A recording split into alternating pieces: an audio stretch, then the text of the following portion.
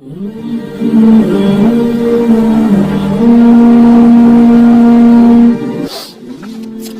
اللہ الرحمن الرحیم نحمدہ ونسلم علی رسولہ الکریم اما بعد۔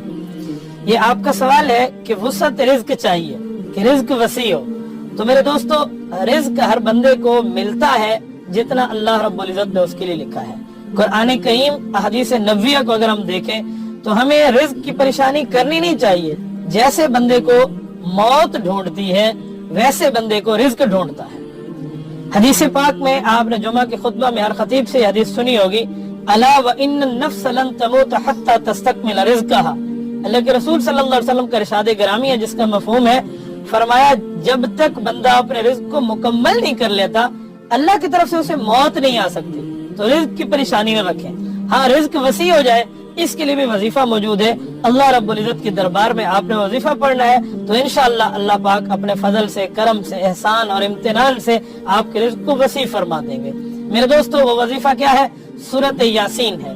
یہ قرآن کریم کی سورت ہے جو 22ویں پارے سے شروع ہوتی ہے اور 23ویں پارے میں ختم ہوتی ہے۔ یہ سورت نمبر 36 ہے، سورۃ یاسین۔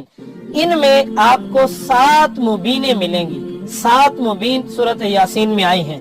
اگر آپ 7 مبینوں کو دیکھ لیں، مثلا ایک آیت نمبر 12 کا اینڈ ہے، آیت نمبر 13 ہے، آیت نمبر 24 ہے، 42 ہے، 60 ہے، ایک کم 70 ہے اور 77 ہے۔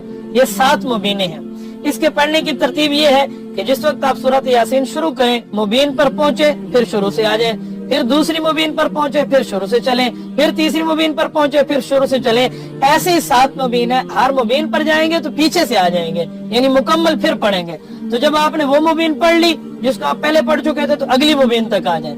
اب اگلی مبین کے بعد پھر شروع کریں گے تو اس سے اگلی مبین پر۔ اس طرح آپ اس کو پڑھیں تو اللہ رب العزت آپ کے رزق کو انشاءاللہ وسیع فرما دیں گے۔ جزاکم اللہ تعالی۔